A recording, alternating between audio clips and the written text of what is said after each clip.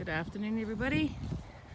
Not doing much outside today because the temperature has skyrocketed, but I did see, if everybody remembers, I planted this maple and it doesn't look very happy. It started to sprout and then it stopped, so I think it might be a little bit too wet there. So I've decided I'm going to take a risk because otherwise it's just going to keep dying. And we're going to dig it up and we're going to move it around the back. So I've just been doing some weed eating out there.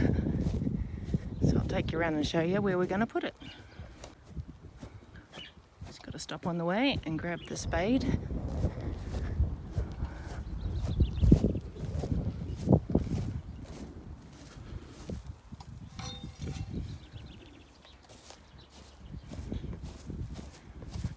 So originally I was going to put it there and let it grow sort of up there. Oh, nearly dropped my spade.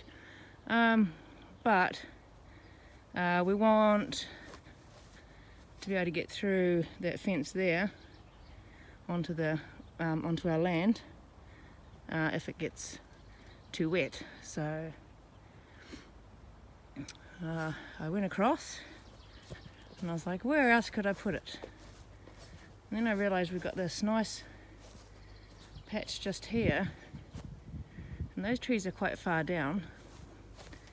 So I started weed eating and then realised this spot would actually be really good for it.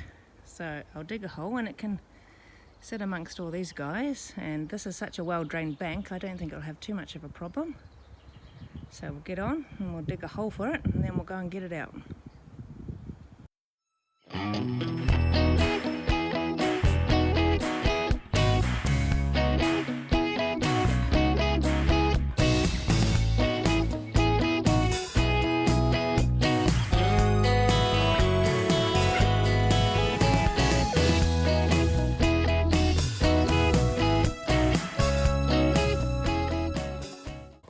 Right, much as that looked easy, the hole is now dug. I'm going to get this guy out now and take it round. Hopefully the hole is big enough.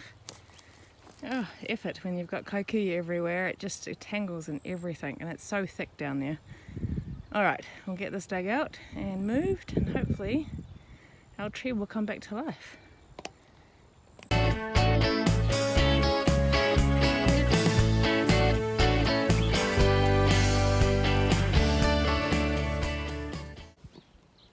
Well, that was way too easy. Always a bit of a concern because it hadn't actually put down any roots yet. I wonder if it was too wet. I don't know.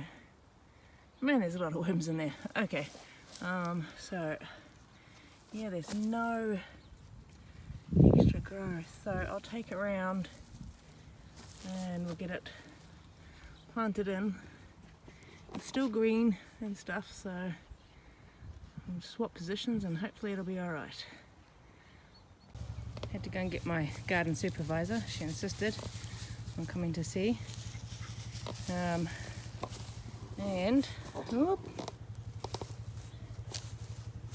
I got my knife because I was just thinking and looking at this root ball. I might just slice it down because looking at those roots, they're very round and round. So I might just do like 4 slits on the sides, and then that will hopefully encourage it to pop some more roots out the side.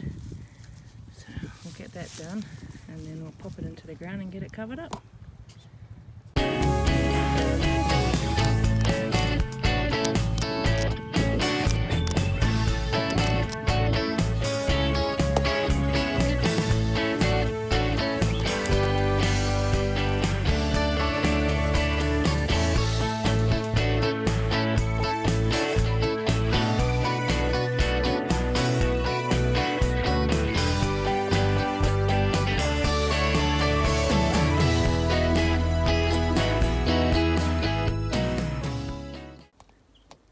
As you can see, I'm also adding, I've got a whole lot of pots around that plants have just died in. And I thought, well, instead of wasting the soil, Come around the side. Instead of wasting the soil, I'll put it in here, because the soil here is not as wet as where it came from, but it's clayey. So by mixing the old potting mix with it, I'm hoping it will help break up the clay texture and give the tree a better chance. So I was just going to add a few more of those, and then I was going to cover it up.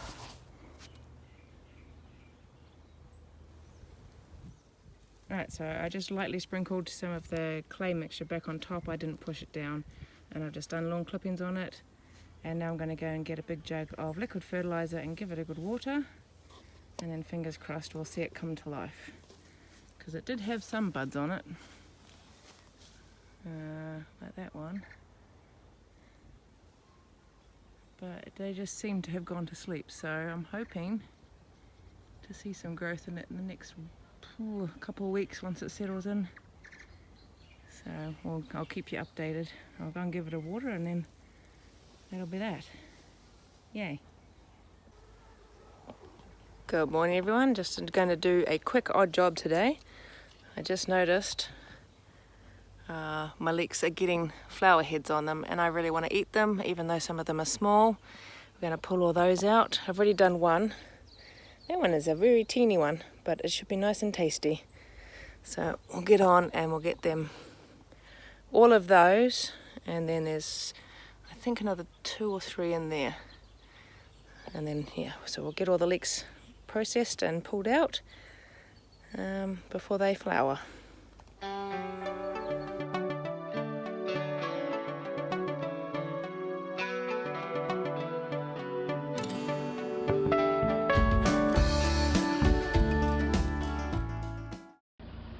Right, I've moved the processing into my shed because it's another day with misty rain, and then it just decided to get a little bit heavier than misty rain on me while I was pulling those out. So we'll do the rest of the processing in here. I don't have much room inside, so I just get them down to looking like that, and then I'll take them in and cut them all up and freeze them and put them in a bag. So we'll get on and do that. A bucket for all the rubbish.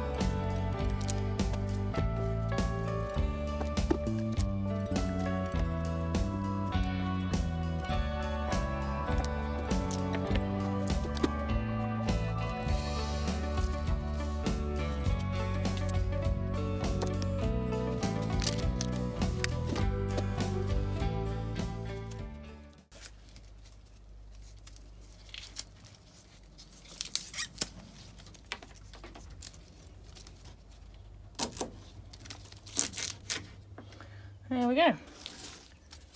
Last one all done.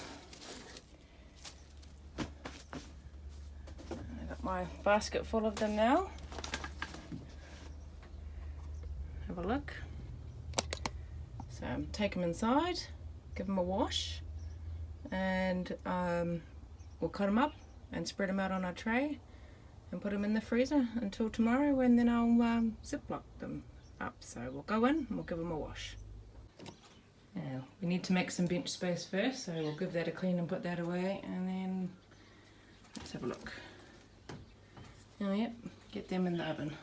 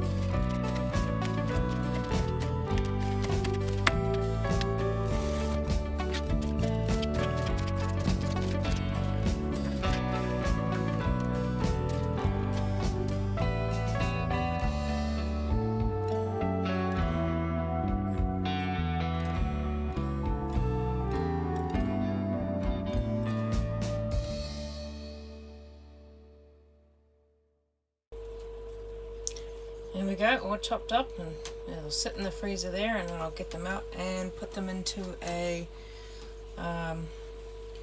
either a Ziploc, or I'll vacuum seal them. And then, yeah, that's all we need to do with those. And that's about all we've got for today.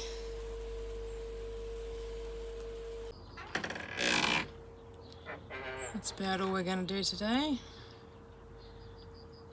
So, thanks for watching, guys, and I'll catch you on the next one, where we'll probably be getting corn in and getting all the beetroot out as well.